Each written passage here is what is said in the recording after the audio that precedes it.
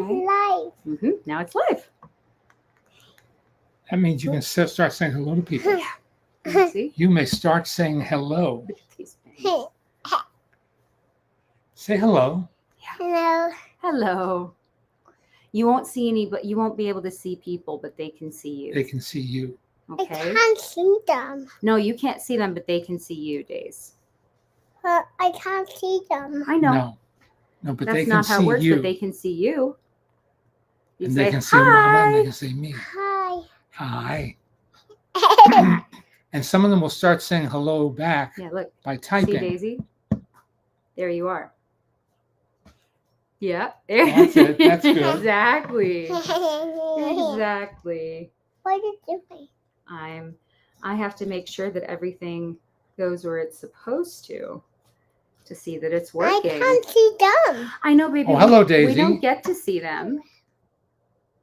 See, people are saying Nick says, hi, Daisy. Daisy. Colin says, hi, Daisy. They're saying hello to Michael you. says hello, Daisy. I know you can't read yet, but you just have to trust us. That's what they're saying. Hi. Daisy, can you say how old you are? You show them. Are you 3? Josh says, hi, Daisy. Mark says, hi, Daisy. Kevin says, hi, Leonard, Jesse, and Daisy.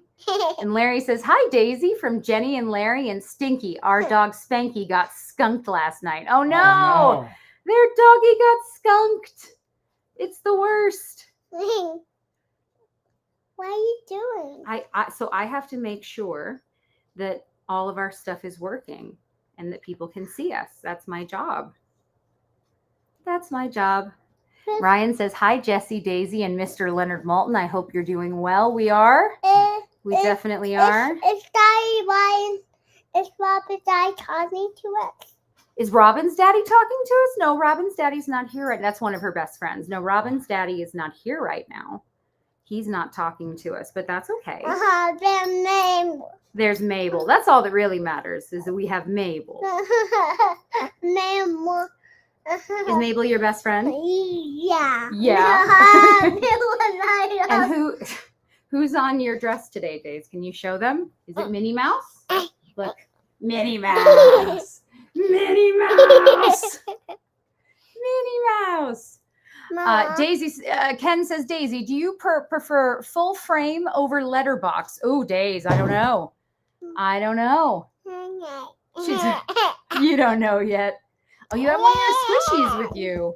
That's a good idea to have your squishies. Okay, my love. So you got to say hi. Now can you go hang out with Hannah? Is that okay? Thank you, my love. Thank you, Days. She was determined to say hello this morning, or so this afternoon. And who are we to turn down That's right. a child? That's not the way we work. And if you think we didn't try, well, let's not go there. No. Daisy loves people. She loves being around people. She loves talking to people. It is very much When they go to the store, Mm. at least the first time we went to Trader Joe's, she was walking up to perfect strangers. Well, she does it all the time. Yeah. She does it all the time. She walks up to people and says hello and then asks them what they're doing or what their name is or what they're buying. It's just her way. She just likes being friendly. Yeah. It's her nature, which is better than the alternative of she hates everyone. Maltin times 3. That's right. 3 Maltins, 3 generations of Maltin, which is interesting because actually, and some folks, Bob Gurr posted that photo of the 2 of you. We finally got to do, and I'm so pleased, we finally got to do a live interview, by which I mean in person. And for the most part, again, we do everything through Zoom, which is fine because it is what it is. And, times have changed, but it's just not the same as being in a room with somebody and having that moment together. Yeah. And we've had so many of them over the 10 years, 120 years. Yeah, exactly. Doing our podcast. So, it's special. And so we got to go to Bob Gurr's house. If you don't know who Bob Gurr is, he is one of the original Imagineers. He was hired the year before Disneyland opened. Right. They were not called Imagineers at first. They were working though for WED, Walter E. Disney, WED Enterprises. Walt found, I don't know all the nitty gritty here, but Walt discovered that he didn't actually personally own a lot of his business endeavors. Yeah. So he had to start a new corporation called WED. WED. And he. Yes, Nick, monorail. Absolutely. Yeah, that's right. And he hand selected, I don't know how else he would do it. He selected with his feet members of his team. I apologize for my hair being a mess. And put them to work. Mm-hmm. Planning and executing, because they executed it within a year's time. Yeah, it's insane. All of Disneyland. Yeah. It's an unbelievable story. It's wild. And if you've never seen the time-lapse photography of Disneyland being constructed, you really have to see it. It's amazing. In every way. That they remembered to do that they thought to even do that. Yeah, no, it's crazy. It's crazy. But so basically the way that he describes himself is that if it had wheels, he worked on it. Yeah. So the two, I would say, biggest things are monorail and Autopia. And I mention this because, as you said, hello, Maltin times 3. I said to Bob, my dad told this story about, when he was 9 years old and one of his best friends drove with his family from New Jersey to California rather, in Anaheim, and they went to Disneyland. My dad was so jealous that he got to go on Autopia, that his friend got to do Autopia. At age 8 or 9 or 10, whatever I was then. Yeah. The idea of being able to sit in not just any car, a convertible, a really cool convertible car, and drive it without a grown-up, without a parent being there to help you or to supervise, seemed like heaven on earth. Yeah, it's so the idea that this man, my dad knew his work from the age of 9. I, like any kid going to Disneyland, one of the things you're most excited about is doing Autopia, because the idea that you can drive, and then the next step of it is that you can then drive by yourself. Yep. That's the next really big thing at Autopia, because obviously my parents would go with me, but when you're finally old enough to work the gas pedal yourself, you have to be this tall. and then I said, Daisy's going to have the same thing. And I said that to Bob. I said, can you imagine that you've got 3 generations, just us in front of you, knowing that they're going to ride your ride? It's pretty amazing. And yes, some of you are familiar with him, and you're mentioning he worked for Knott's Berry Farm. He worked for Universal. He did tons and tons of jobs all over the place. And he really was, he was integral to so many pieces of things for 20 years. Yeah. And then he left, but he came back and still is called on from time to time. Yeah. So it was just and yes, so he did work, people are pointing out. Yeah. Yes, he did for Universal, most prominently. He designed and built the 30-foot tall King Kong. And I don't want to give away too much more because his stories are fascinating, and he just loves all of this so much. Yes, yeah, no, he does a tour here. You can get on a bus with him, and they'll tour you around the city and give you fun facts and stuff like that. And his house is, of course, filled with ridiculous things, exactly what I would expect. And this is the thing that I explained to him. He was sort of, he's going, I know my house is crazy. Don't worry about it. And I said, no, this is what most of our friends' houses look like, because all of our friends are collectors. So in my life, it is more of an anomaly when I walk into a house that looks like it's out of the movies with their own family photos on the wall. I always go back. The first time I went to Jeremy's house, first time I went to one of my friends' houses, and I was, I think, 19 when we became friendly. And I went to his house, and his mom was sitting on the couch, and on the walls, first of all, there was a lot of space everywhere, like wall space, and there wasn't a lot of stuff on the coffee table. Right. And she had photos up, but it was all of the family. And I was like, you put photos of yourselves in your home? And she thought I was kidding. And I was like, no, we had a few. You had like 1 or 2 spots at the old house. We don't have them anymore. At the old house, we had a few spots where there were photos of us. Though mostly the photos we had out were the ones of you with the different people you met over the years. Mm-hmm. So even then, we didn't really have a lot of family photos. So yeah, I had not the faintest of clues that is what normal people's houses look like. And to this day, I just expect to see collectibles and no wall space. That is the life that I look to, Yes. and that feels normal to me. Yeah. So yeah, his wacky house felt like home. Patrick asked a question and then clarified it, and I'm just interested by it because I don't know what it is. He says, he was asking if we have a favorite AI personality. Do all three of you, do you have a favorite AI only personality?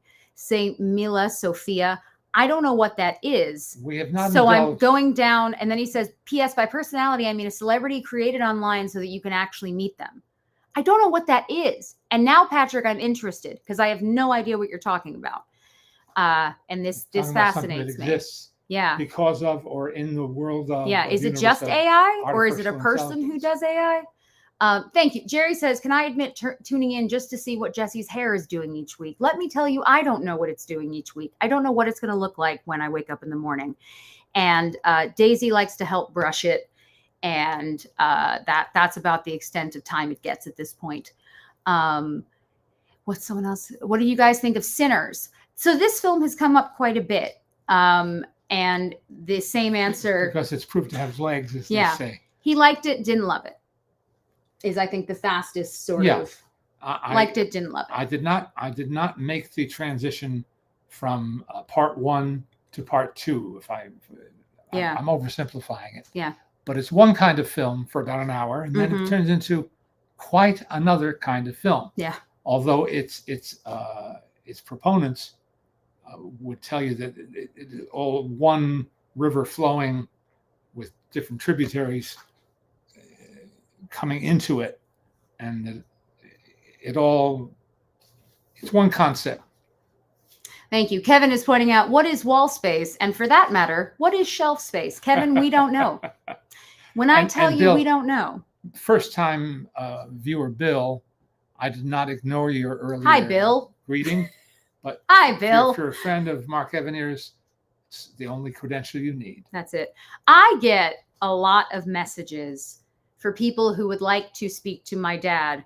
And they start with either, I met your cousin at something and they told me to, and I kind of want to go, I'll be honest, I don't have a lot of cousins. I would know you if it was, don't have all that many. Alice's side of the family is big. Leonard's side is tiny. There's just not that many people. Mm-hmm. I also get, oh, hey, my dad knew your dad 80 years ago. And I go, again, I don't know what you want me to do with this information. My hair is a carousel of color. Thank you. I like to think of it that way. It just brings me joy. I had a friend over the other day. My friend Becca was here, and she's going through hell with some new autoimmune issues. Oh, dear. And she said something that most people don't say because they don't think about it. She said, I know exactly why you dye your hair and have tattoos. I said, yeah. She goes, because it's the one thing you can control. When your body doesn't listen and your body's always malfunctioning, which mine is, she said, this is something you can have that you can control and that makes you happy. And I said, yes, indeed. And it's rare that people figure that out, but it is absolutely accurate. Yeah. Total agreement with you, Leonard, with regards to Superman and the 4th season of The Bear. Both were disappointing. Well, he liked the 4th season of The Bear. I liked The Bear. Was not thrilled with Superman, did like The Bear. I was so with this season of The Bear. It's one of those shows I'm going to watch no matter what. I just am. But yeah, there was ups and downs to it. This was a much more Io focused season, which was okay. Io, who's about to make her Broadway debut. Yes, very exciting. Very exciting for her. Yeah. With Don Cheadle in a revival of the stage play Proof, which was turned into a movie later on. Yep. But that's a good piece of material. It's a good actor's showcase. Yeah. No, I think she has longevity in front of her. I think she'll be around. I would like to think she'll be around. Yeah.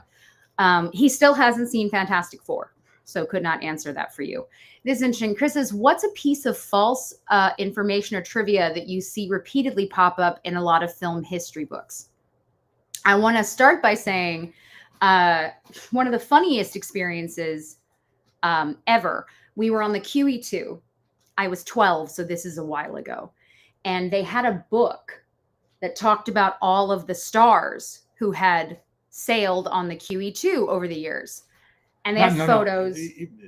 On the Cunard line. Yeah, sorry. On the Cunard line, the whole thing. It's, if you don't know what the QE2 is, the Queen Elizabeth II, there is a line of cruise ships called Cunard, and it was sort of the gold standard. Yeah. And we sailed with them on the QE2. We were lucky enough to sail on the QE2 before they mothballed it. Yeah. And that was, it was an experience. Yeah. But they had this book and my parents bought it. Hi, CJ. And they just sat going, everything in this is wrong. They named the wrong people in photos. The captions were, everything was off. You could have a contest, see how many things were wrong, how many errors one could find in the captions. And I've always found it so funny because clearly just not a lot of movie lovers, let's say, have purchased this book because nobody had, again, I'm guessing, ever told them this before. But that, I'll just never forget that happening. In terms of facts, the biggest issue I think that exists is that anybody can make up anything and then it can have legs. Walt Disney's Frozen. Yeah, that's got to be one of the first ones, right? He's not frozen. He's not frozen. And not just his head is frozen either. No part of him is frozen. That's true. But there's like, it's like the thing of, there's so many behind the scenes. I find with Wizard of Oz, there's a whole book. There's Wizard of Oz, and then for some reason, Singing in the Rain as well. Right. There tend to be like mind-blowing amounts of behind the scenes factoids and whatever else. Yeah. And a solid number of them are not accurate. Yeah. The primary one being that they used milk instead of raindrops. Yeah. But there's a whole bunch. There's a whole bunch like that. Another one that goes back and it has had legs is that John Gilbert, the great silent film star who was the famously Greta Garbo's leading man on and off screen in the late 1920s, had his career spoiled because he had a high-pitched voice. He did not have a high-pitched voice.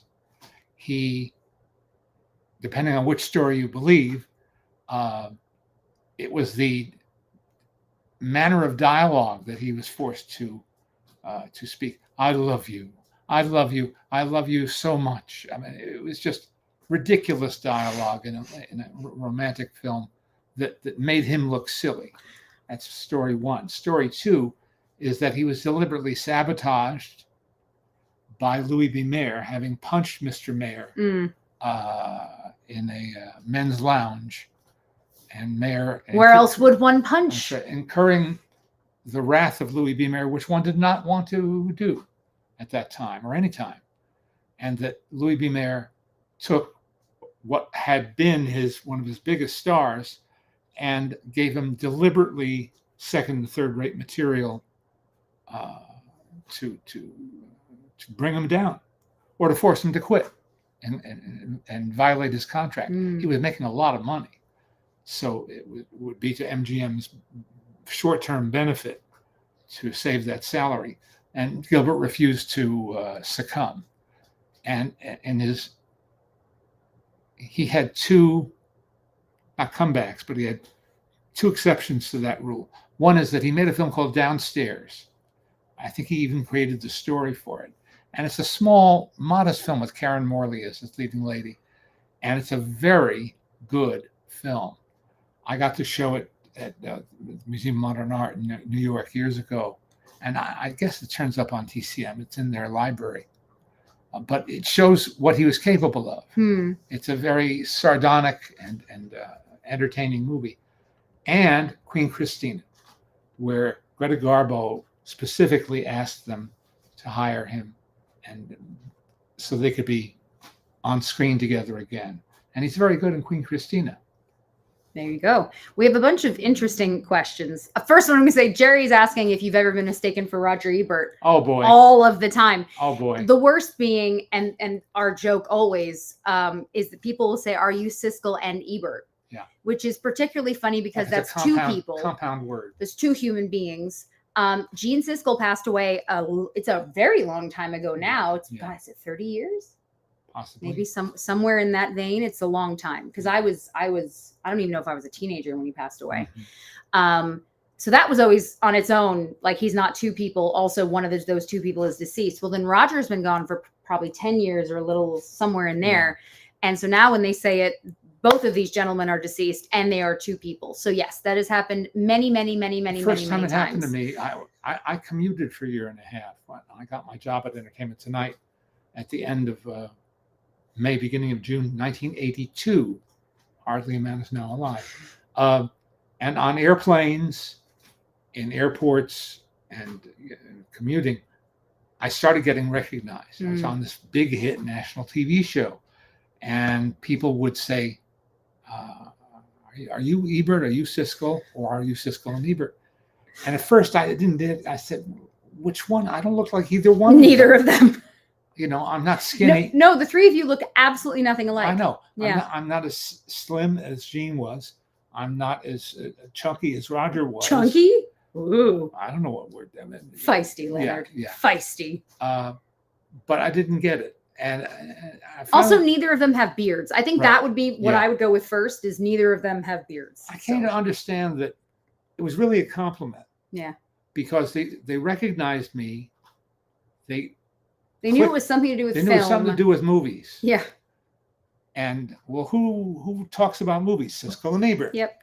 So people don't sit at television. They didn't mean to be with rude. a notepad, keeping track of what Yeah. they're watching and who they're seeing. So I'm fine with it. It doesn't bother us. It's just funny. Yeah. That's really all it is. Kevin says, I recently bought Don Miller's B Movies book at Half Price Books and was delighted to find a wonderful foreword by Leonard. That is correct. I enjoyed writing that forward. I'm the reason that book exists. Yeah. Because I commissioned it from Don Miller. And also his book on Westerns. That's interesting. You're saying, someone over here is saying that Ebert had no personality. Believe me when I tell you, Roger had a big personality. Roger had a big personality. He was I would describe him as larger than life. He held court. He was someone that you noticed no matter what. Maybe that didn't come across as much on TV. But yeah, he very much had a personality. Yes. Did you ever meet Friz Freleng? Yes, I did. On numerous occasions. Yeah. And he was very nice to me, although apparently he had a temper, and it was that display of temper that inspired the character of Yosemite Sam. Yeah. Michelle is saying, I always watch the VHS of you hosting Looney Tunes. Did you enjoy talking about that? Did he enjoy talking about it? You bet. It's one of his favorite things in the world. Yes. Which I have realized Daisy's really not seeing any of them yet. No, there's a whole she generation. She sees them around the house a little bit. Yeah, there's a whole generation that hasn't been exposed in a major way to the Warner Brothers cartoons. I kind of think that I feel like Looney Tunes are funnier when you're older because a lot of the jokes are funnier when you're older. It's true. And I think that a lot of the characters, because there's nuance to them, are better when you're older. They also aren't cute. The characters, the look of them, they're not cute in the same way that a lot of Disney stuff is cute, where you want to cuddle it. Although your daughter has cuddled those three. Well, what do you call that is true. Dolls? I don't know what you call those things, but yeah. They're dolls that you buy a pattern. Yeah, but they're also three characters you don't really see very much. Right. In like the main. Right. But yeah, I think about that. I don't know that she'd really like Looney Tunes yet. I don't know if that would be funny for her yet. I feel like you have to understand more for it to be funny. Right. Yeah, I don't know. Phil's mentioning, have you seen that there are 3 new Laurel and Hardy coffee table books? I've not After seen the them Laughter, Laurel and Hardy Love Story, and Collecting Laurel and Hardy. Collecting Laurel and Hardy, I wrote the forward for. Yeah. So I've seen that one. I've read in several places that Mr. Maltin has been born in several different states. They can't decide where Mr. Maltin was born. Yes, he's born in New York City. We've changed this about a million times. Sometimes they change it to Texas. That seems to be the most popular change. Wasn't born in Texas, was born in Manhattan, and then raised in Teaneck, New Jersey. So yeah, sometimes they like to change that just for fun. Some of you are mentioning the different things that you've seen people get wrong over and over again. Michelle says, I still have my Team Maltin pin in the car. Awesome. I loved those pins. I loved giving them out. I can't carry them anymore because Daisy will try to hold on to all of them and then just prick herself like nuts. So I have to avoid that, but eventually they'll come back out. And I do love that. Arthur's asking about classic images and films of the golden age. You got classic images forever. He's saying that he can't find them anymore. He says he's not receiving them. I don't know what the Have status. they stopped? I don't know. Possibly, but I don't want to spread a rumor that isn't true. Mm-hmm. I don't know. I'll confess I was on their freebie list for a long time. Yeah. So it took me a long time to realize that I wasn't getting them in the mail. Yeah. Yeah. But Classic Images started life as the 8mm collector in like 1963. And then it became the 8mm, 16mm collector, and then ultimately Classic Images. Yeah. Patrick says, here's a relatively easy question for you both. Newsies and Xanadu fared better as stage musicals than as feature films. Would Delgo have worked as a role-playing game? I don't know what Delgo is. I'm sure it was an easy question. I don't know what that is. And I think that with both Newsies and Xanadu, in terms of success, people love those. People love them so much. And I think it's one of those where they became sort of so popular, because that's the reason they got made into musicals, is because they were so popular as films, not necessarily well reviewed or loved when they came out, but they have had staying power. And that's why they both got moved onto stage, and people love seeing them because it's one of those, it's nostalgia. Your mother and I got to see the musical of Xanadu Mm-hmm. off Broadway. Yeah. Now 20 years ago or something. Yeah. What fun. Whoever had that idea to take what was supposed to be a serious, Yeah. no, not serious, but a straight musical fantasy, and make fun of it in an affectionate way. Yeah. Was an inspired idea. Yeah, it was a good time. Yeah. Will you see the Las Vegas Sphere presentation of The Wizard of Oz? Not by choice. I don't think so. No, thanks. I don't feel the need. Nope, no one, nobody at all. I mean, if somebody showed up at the front door with a limousine. But then it's a 4-hour drive. That's true. To the desert. Yeah. No, I'm good. We'll live without that. So Craig is saying Gene died in 1999 and Roger in 2013. Okay, thank Good you. Lord, I can't believe it's been that long. Yes, Ben Modell's book. I've read Ben Modell's book, and I gave him an enthusiastic, what they call blurb. Yeah. For the back cover. It's a really good book. So if you see the back of it, you'll see his blurb. Yes, Josh Clement and I both feel the same way about this Wizard of Oz situation. We are not pleased. We are not pleased with this sphere. They cut almost 30 minutes. Why would you cut? Anyway, there's no need. Why would you change these things? No one needs that. Most film critics are good writers, and writers usually like to read. What did Leonard like to read in his youth that helped him find his style? Oh, well, that evolved. The critic I read the most was the one I had access to the most. My parents subscribed to the New York Times. Mm. We lived in the suburbs in New Jersey, and the New York Times was on our doorstep every morning. And so I read Bosley Crowther, who has no reputation today, and didn't have a distinctive writing style either. But from him, I learned sort of the fundamentals. This is how you review a movie. Mm-hmm. And then when he retired, Vincent Canby took his place. Vincent Canby, I think, had been on staff at Variety, so he had naturally a livelier, MO, and I got a lot out of him. And his number two was Roger Greenspun, and Roger Greenspun got all the films that weren't the A attractions. Mm. He is sort of like a backhanded compliment. you get to write about the more interesting movies. And they when they downsized a little bit, he lost that job and didn't deserve to. He was very, very good. I think a lot of what you, when you were younger, you read so much, but you also had a lot at your fingertips, being so close to New York. Yeah. And seeing people. And I think that I feel like you sort of got hands-on training. Yeah, and some You of it was know? osmosis. So Yeah. Andrew Sarris is somebody I read fairly early on. Yeah. And got to meet fairly early on. Yeah. And wait a minute. You want to Evanier with the Yeah. numero uno? Yes.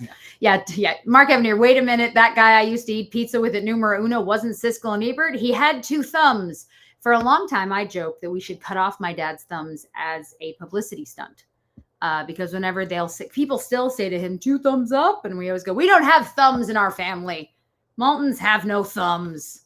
Even his personality came through in his writing for sure. Oh, yeah. Says Marshall, and you're right. Yeah.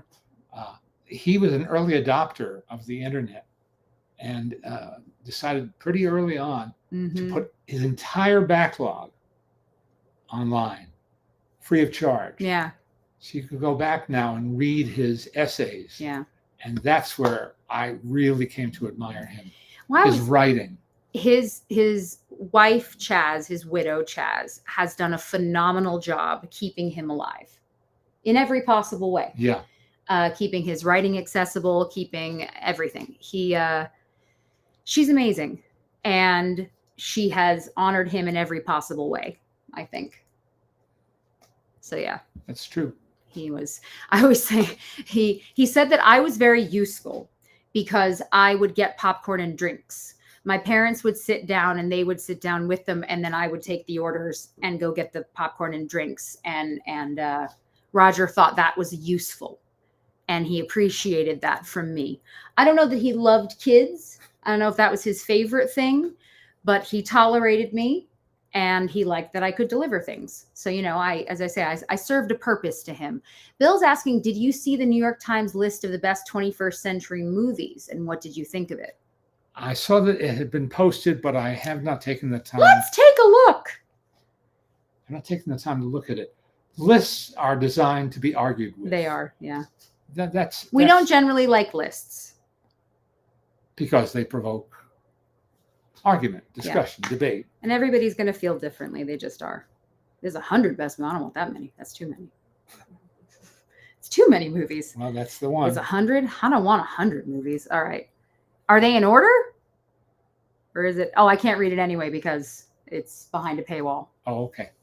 So unfortunately, we'll never know. No, let's see. Somebody else has posted it. Holy moly. Okay. They put number 1 as Parasite. I don't know if they did this through, I don't know what they chose. There's a lot of what you expect to be there mixed in with, throw out some titles. So Parasite, Mulholland Drive, There Will Be Blood, In the Mood for Love, Moonlight, No Country for Old Men, Get Out, The Social Network, Mad Max Fury Road. Good movies. Children of Men, The Zone of Interest, Crouching Tiger, Hidden Dragon. I think it's kind of what you would expect. It's what, to me at least, what you would expect. Bridesmaids, get that off there. Terrible movie. Dark Knight. Do you like Dark Knight at all? I know you don't generally like any of the Nolans. Do you like Dark Knight? No. Yeah, there you go. I like Batman Begins. I'm the only one alive. I like that one. Yeah. You're not. Your child is also. Well, okay. Your child also likes that one. There's like Phantom Thread. I don't know if that's one of the greatest films, but it feels like they kind of just went for everything that you would put. Can't Call Me by Your Name. Absolutely not Call Me by Your Name. That movie. There too, though, at least we have a memory together. Over an hour in, and I turned and I said, if they get in that goddamn pool one more time, if they go swimming one more time, I'm leaving. I'm leaving this place. I hate it. So yeah, that was, it's important to have moments together. Yes. To get to share these things as a family. American Sniper. It's a good movie. Yeah. Lady Bird. Amelie. I do love Amelie. Old Boy, Once Upon a Time in Hollywood, Moneyball, Roma, Almost Famous. I love Almost Famous. Before Sunset, always a good thing to put in there. Up, 12 Years a Slave, The Favorite, Borat. Borat's in there. Pan's Labyrinth, Inception, Punch Drunk Love, Best in Show. Okay, Best in Show made it. Everything else is forgiven because you put Best in Show in there. This is a pretty safe list. It's as I say, it's what you expect it to say. Now they have let the right one in, but I can't see which one they mean because the original is so good. Yeah, the original. The original. There's another one where it comes with a memory because we watched it at the old house. Do you remember watching it? Yeah. We watched it at the old house, just the two of us, and we sat in the dark going the whole time. So they put Superbad on there, and Grizzly Man, The Worst Person in the World, Minority Report, Fish Tank. That Fish Tank's a really good movie. That's a really good movie. Do you remember it? Yeah, Andrea Arnold's movie. Yeah. Yeah. It's a really, really good movie. And then even more interesting when you find out the real story of the lead actress and all of her stuff that went on. So yeah, I would say this is exactly what you would expect. I don't think most of it is offensive. There's some stuff I don't agree with, but it's all in there. It's all in there. Black Swan. Black Swan was not a Maltin favorite. That was not a movie we enjoyed. There was a moment in Black Swan. we saw the first I think the first It American was, yeah. Black Swan at the Telluride Film Festival, sitting next to each other. And at a certain point, without prompting, I described it this way. I will forever take credit because it made you laugh harder than I've seen you laugh in a long time. Yeah. At a certain point in the movie, we looked at each other like this. And we couldn't believe it was still going on. And I described it as we looked like the audience during Springtime for Hitler. Mm-hmm. And that was the two of us. Yeah. Then the film ends. And in my head, P.S., the first 30 minutes of the movie, I had my head on my dad's shoulder trying not to throw up. The bumpiness of it was genuinely was making me so nauseous. It was one of those, especially when you're on the subway with them. So I just kept going, I think I'm going to throw up. I actually think I'm going to throw up. The movie ends. And in my head, I go, well, that was terrible and nobody could have liked it. And we're sort of debating, are we going to sit through this Q&A or are we going to try and leave as fast as possible? As we are having this conversation, a woman gets up and is crying. She goes, as a ballet dancer, this movie meant absolutely everything to me. It was perfect. I couldn't have asked for anything better. And the both of us went, forgive me. Well, shit. People are going to like this movie. And that is the good and the bad of seeing a movie early. Right. It meant that we had our own opinion of it. Right. And I hated it. And I thought it was a terrible movie. That night there was a mid-festival party yes. at a private home. As there is every year, yes. And at a certain point, Darren Aronofsky, the creator of No, Darren, no. Came in and made a beeline for me and walked right up to me and said, well, what'd you think? I said, well, you took us on a hell of a ride. I thought that was a pretty decent answer. You nailed it. Mm-hmm. Now, and I say, and to those of you who may be filmmakers or aspiring filmmakers, don't ask. Because if someone likes the thing this is true of anything really. You make a song, you make a pot. If you have to ask other people what they think of it before they tell you, you generally know the answer. Because if I love something, I'm going to find you and I'm going to go, oh my God, that was amazing. What an incredible film, song, piece of pottery, meal. I'm going to find you to tell you. If you have to ask me, not going to go well for you. I've not yet seen Caught Stealing. Ooh, that would be, oh man. And I would love to see Tyrone Power's version of The Black Swan again. Yeah. This is really good. Man. An entirely different film on an entirely different subject. Yeah. This is the thing. I don't think you can count out a director or a writer completely because you might like their stuff. And Aronofsky, there's stuff you like, there's stuff you don't. And I also appreciate making stuff that's not for everybody. Yeah, of course. You're making something that you like, and that's okay. Some people are mentioning movies, and I didn't even think about, but The Holdovers isn't on this list. this long list. Oh, well, it ought and to it be. should be, because it's one of the best movies I've seen in a long time. It ought to be. But again, this is the problem with lists. And someone over here described it as the person who made the list just Googled movies. And I'll be honest with you, I don't necessarily disagree with that. A lot of the movies on there are definitely like, well, we got to put 100 movies on here. Yeah. Let's get that list going. And sometimes we've had this where you're asked to make a list, or you have to vote for something, like you have to, whether you're in a group of some kind and whatever. And there are times you struggle. You know, there are times when it's struggled to get to 10. There may not be 10 great movies in a year. The last 2 years, I've had that problem. There may not be 10 great movies. That's not to say there aren't maybe 8 great movies or 5 great movies. I'm very jealous. I'll tell you, my parents will not be here next week because they are going to Telluride. So we won't be here next Sunday because my parents will be in Telluride. And I am deeply jealous, but I can't be there this year.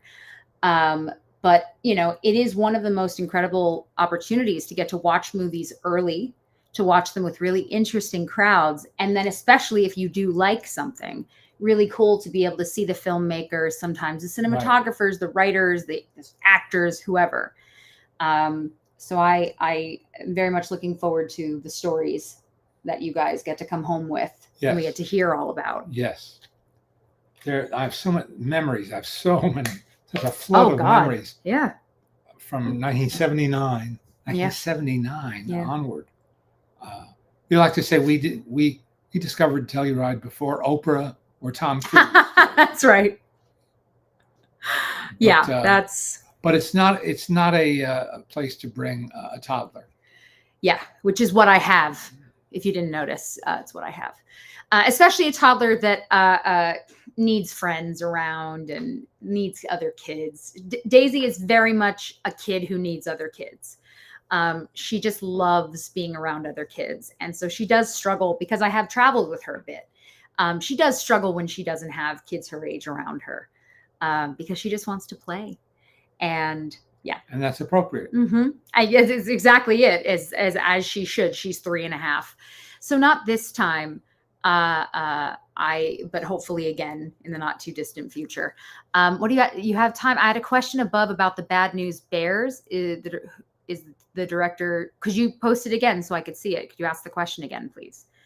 Ryan saying, do you think the AFI's top 100 films for 100 years list from 1998 is a good list? I can't remember specifically. It's a what we used to call a Catholic list. It's pretty mainstream, not designed to provoke. It's designed to I know provoke. That's right. It's to offer a consensus.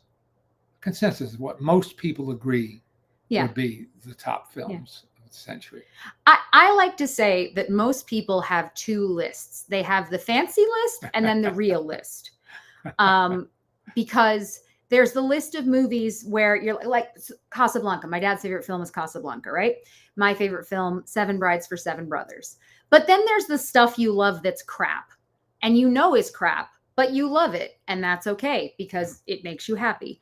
I always say Con Air, one of the best, worst movies ever made. I love that movie so much. I've watched it so many times. I won't necessarily tell everyone because I don't want to deal with what they have to say about it. But I love it. It's terrible, and I love it. There's going to be those movies, whether it's, what's the name? Abbott and Costello Meet a Brooklyn Gorilla. No, Bela Lugosi meets, that's what my brain is. Yeah. Bela Lugosi meets a Brooklyn Gorilla. That, it's a little different. Sorry, one second. I'm going to try and read your question. It was before my time, but I really liked the movie, and it was Michael Ritchie. Does Leonard know anything about the film? It had an interesting cast. For Bad News Bears, is there anything you know about Bad News Bears? Oh, just that it was written by Burt Lancaster's son, who I think died young. Yeah. And Michael Ritchie was a very good director. Michael Ritchie was on a panel at Telluride in the late 80s about, even then, looking back at the early 70s as a kind of a golden moment in Hollywood. The first half of the decade of the 70s saw the flowering of so many wonderful careers. Robert Altman, Francis Coppola, George Lucas, Steven Spielberg, Michael Ritchie, Hal Ashby, so many, many others. And someone asked him, Peter Bogdanovich, and some of them were there on this panel. And someone asked what was the biggest difference between that time and the late 80s when this conversation was taking place. And Michael Ritchie said, middle management. But in the early 70s, you could pitch a film to a person. Wow. Well, Yeah. let's face it, mostly men.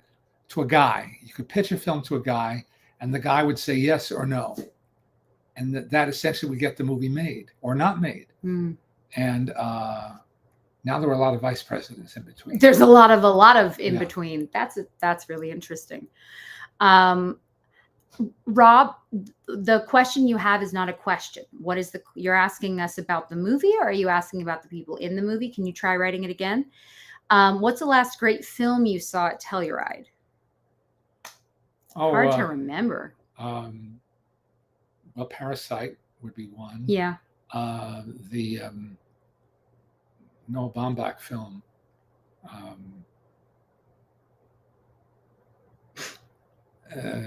I got nothing. I will tell you that one of the things about Telluride is that you have unique experiences that could not happen anywhere else. So, for example, we were watching The Shape of Water with Guillermo del Toro sitting there and some of the cast and some of the other folks. A number of the directors who were again, the thing about the festival is it's not like any other festival. And a lot of people who attend to promote their own stuff, because the town is tiny. It's a tiny, tiny town. And the theaters are all quite close together. So you can be sitting and watching a movie, and next to you is the cast of whatever movie, or whatever. They actually get to go see movies. We were sitting in the Werner Herzog, which has a tin roof because it is normally a skating rink that they make into a movie theater. It was pouring rain, and I mean like torrential downpour. That sound effect paired with the beginning of that movie was like some kind of magic trick. Yeah. And then it stopped when we actually had to be able to hear, which was also very impressive. But I'll never forget seeing it in that way and having all those people around us also reacting. And then seeing Guillermo. And then getting to hug Guillermo and tell him what a knockout it was. And because he's so much fun to be with. He looked at me and said, good enough for USC? I said, you bet. Sure, sir. Oh, God, I love him. And then, same when we saw Argo. That was a really cool experience. Yeah. They do on Friday a secret screening.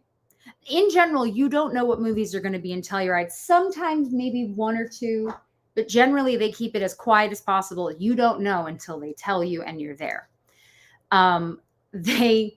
So on Friday they do a sort of a secret screening, and it could be anything. And this time it was Argo, and Ben Affleck was there. And Argo is such a good movie. It's such a good movie. But we all, again, knew nothing about it. Again, I repeat this because this is the really fun part of a film festival. You know nothing. Or maybe you've read a blurb, but most times we all try to just go in. Right. And so imagine seeing these kinds of movies. The King's Speech. Knowing nothing. Seeing The King's Speech, seeing Slumdog Millionaire. And you don't know anything about them, except that either a friend said, hey, why don't we go check this out? Or you had a slot open where there was nothing else and you want to go see that. Gary's asking, how many films do you see on average at a festival? Back in the day, it could be 3 a day, As many as 4. As many as 4 if you could. Now he doesn't really do as much of a marathon. No, I don't have the same stamina. Yeah. In part because I've said this before with especially these big film festivals. It used to be that what we would see, you had no idea if you'd ever see it again. When we watched something, it did not have distribution. You did not know if you were ever going to see it again. Mm-hmm. And there are films that I saw there that never made it to the United States. There are some that opened internationally and never opened here, and others that just never opened. And so you really felt the impetus to go. Yeah. Got to get up, got to go see this movie. Don't know if I ever get to see it again. Now, for the most part, not all, but for the most part, especially with the festivals like Venice and Toronto and Telluride, most of these movies already have, if they do not already have distribution, will have distribution. Right. They already have people interested in them. Right. They're known.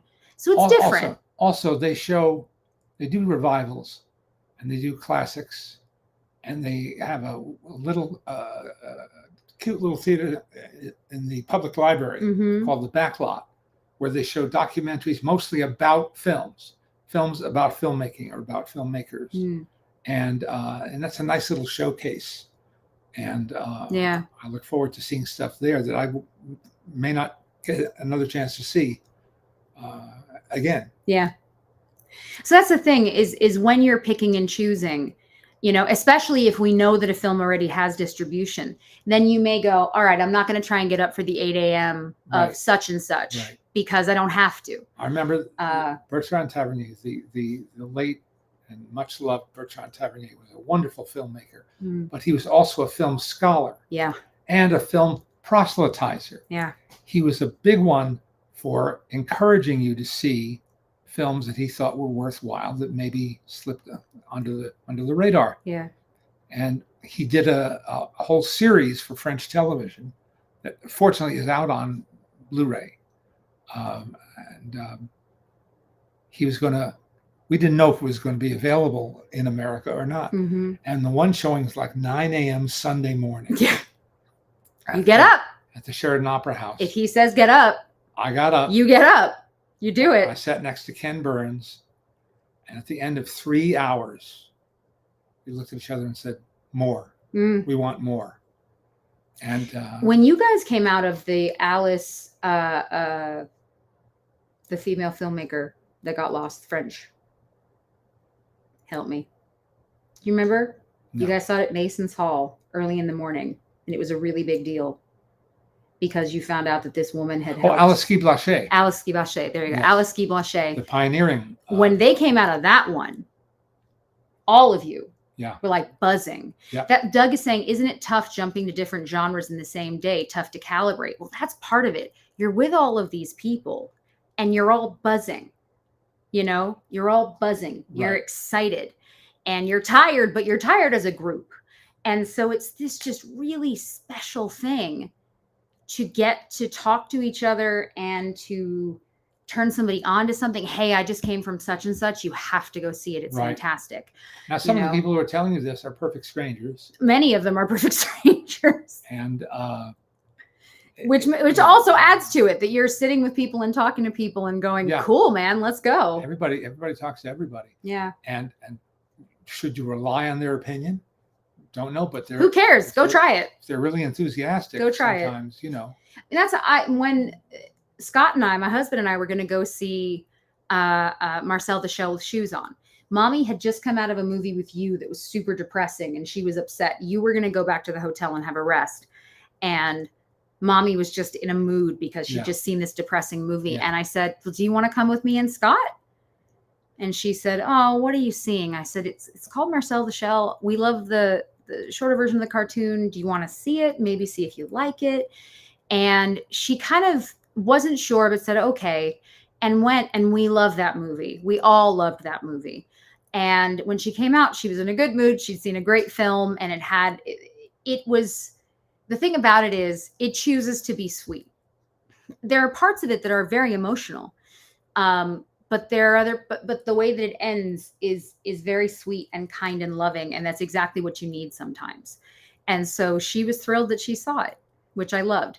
When he has to review stuff, though, what he will do if we're in that setting and you're seeing 3 movies in a day, whatever, is he records himself and he'll talk about what he thought of the film so that he can keep track. Because that's where it gets difficult is that sometimes he's trying to remember what he thought of film number 2, Right. but he's on film number 8. Right. And so he'll take notes and do Has to stuff be like that. as soon afterwards as possible. Mm-hmm. Yes, Larry. Thank you for giving us. Yes, Be Natural, the Be untold Natural, story Untold of Alice Story Guy of Alice Guy Blanchet, Blanchet. which they loved. In my opinion, Sean, I like this thought, Sean. In my opinion, that New York Times list is 100 movies of the century that young people should have in their film vocabulary. Don't have to love them all, but it's beneficial to know them to speak about current films. I think that's a really, really good comment. I absolutely agree with you. CJ's asking if this is Gene Autry. It sure is. No, it's not. Oh, sorry. Hopalong Cassidy. Sorry. William See, Boyd Hopalong Cassidy. This is, again, brain is mush. I said that. Yeah. This is Hoppy. One of my dad's favorites. I thought there was a Gene Autry here. I thought there was a Gene Autry here. No, there's a Buck Jones above me. There's so many things, CJ. It's a lot of stuff in this room. Are Guillermo del Toro's Frankenstein and P.T. Anderson's new film going to be at Telluride? We don't know. That's the whole point. I don't know. We don't know. We can guess, but we don't know. If it's not in Telluride, it's going to be likely at Toronto or New York. Is that Gene Autry behind you on the wall? No, this is Tom Mix. Tom Mix. So we got a lot of cowboys. There's a lot of cowboys here. Yes, Lucas, I see your question. It's a long one. I got it.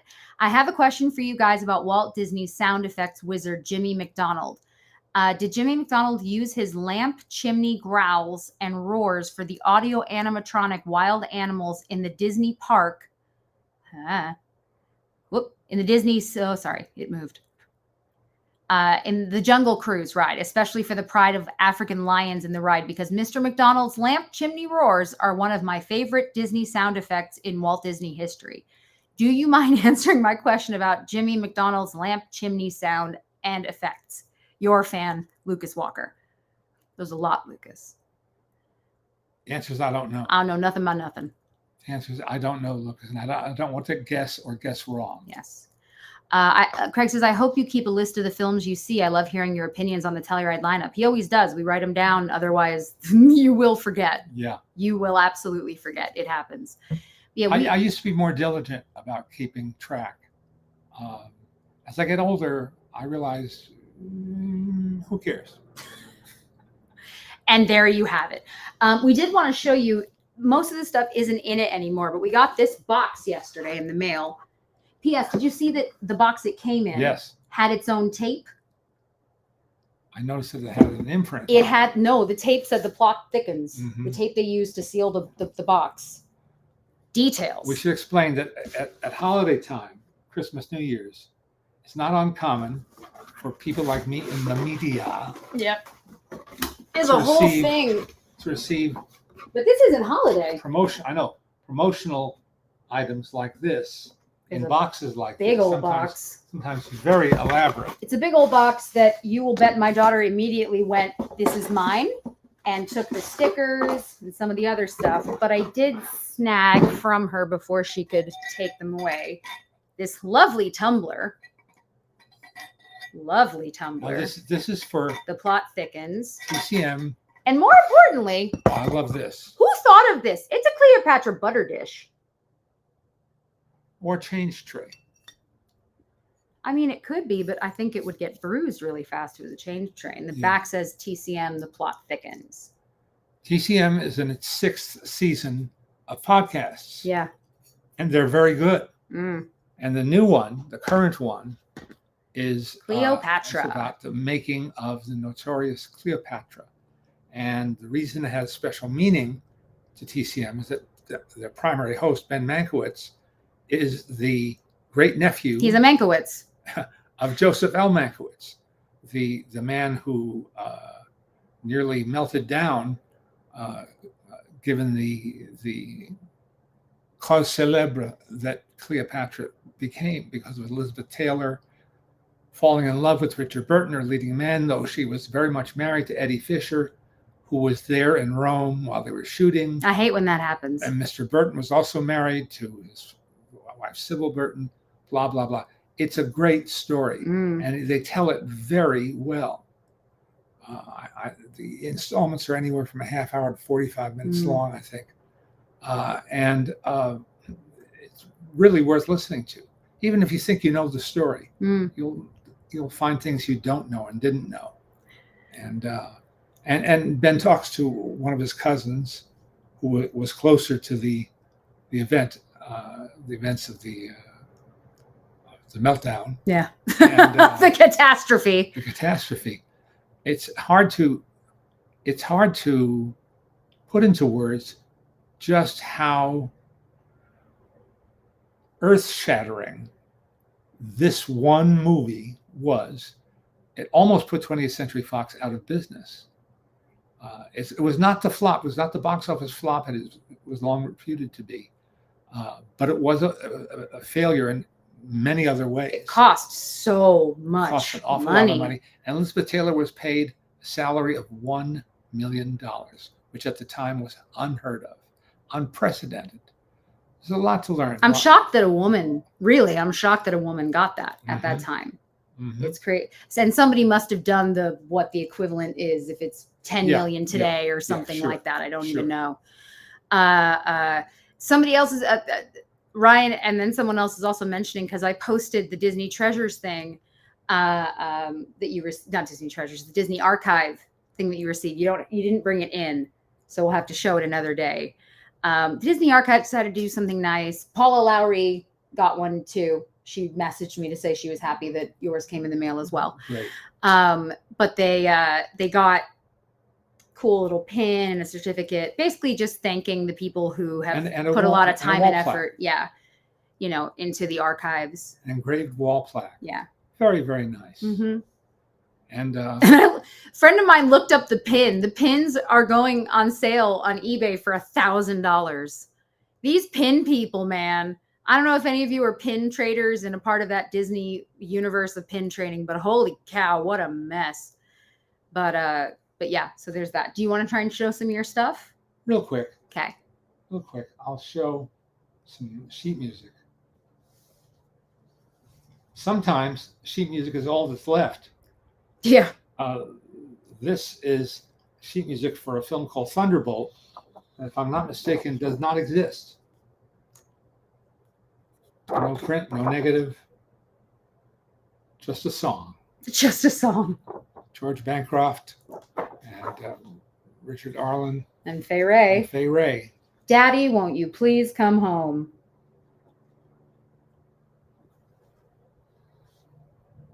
That's a great. When night is creepin' and I should be sleepin' in bed, if you were peepin', you'd find that I'm weepin' instead. This is why people don't know this song. That's right. Oh, I like that one. This is sweet. That's adorable Nancy Carroll in a film I've not seen called Wayward. And apparently Nancy Carroll was the opposite of adorable in real life. She did not make many admirers or friends while under contract to Paramount. And it's what sort of truncated her career. And in later years, she knew it and admitted to it. Mm. Now, what's funny is that sometimes they would commission title songs. In the 50s, title songs became very popular and very successful. And believe it or not, sheet music sales were a big part of movie studios' revenue.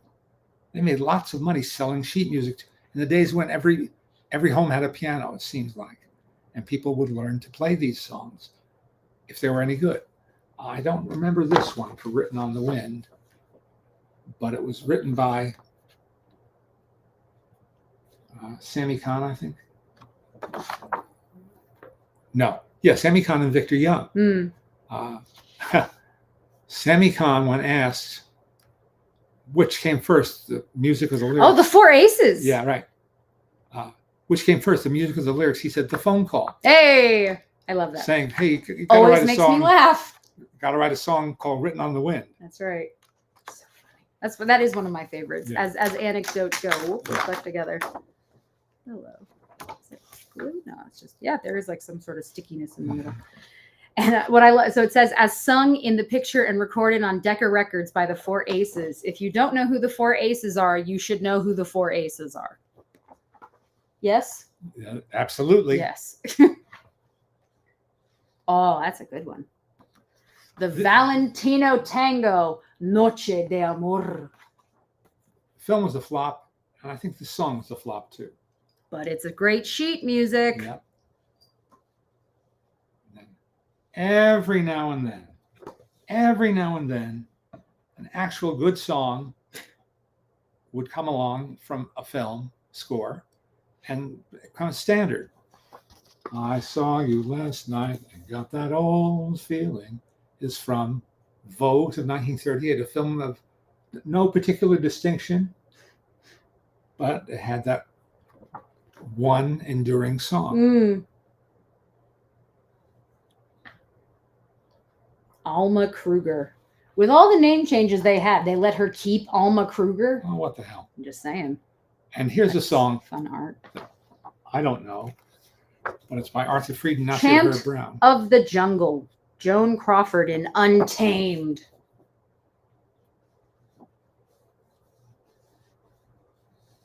And on the back, it has Got a Feelin' for You and Singin' in the Rain. By the same composer and lyricist. Mhm. And sometimes sheet music is a replica of the poster. So you may not be able to afford the poster, but you might be lucky enough to find this for like $5. Carol Lombard in True Confession. Yes, I can roll R's. There's two things I learned as a kid. I was in Hebrew school, so I can do the ch, and then my babysitter taught me to roll my R's. He can't, which makes him quite I sad. can't do it. Mm-mm. Can't It's do okay. My mom can't whistle. We've all got something, you know. There was another So one I much wanted to more. look at. Okay. Hang on. There's one that you pulled up. I like the art for. That's a good one. Well, I guess I'm blind. I saw something I didn't see. He has a lot of sheet music, Yeah. if you couldn't tell. A whole heap of it. But it's again, it's a nice thing you've talked about before that it's generally affordable, and you can find all kinds of nice stuff. I think this is quite pretty. Now there's a woman who had no talkie career because she, I think she was Hungarian No? and had an accent, and that was not how her silent film fans envisioned Yeah. her. Yeah. So that cut short her career in Hollywood. A lot of people suffered that.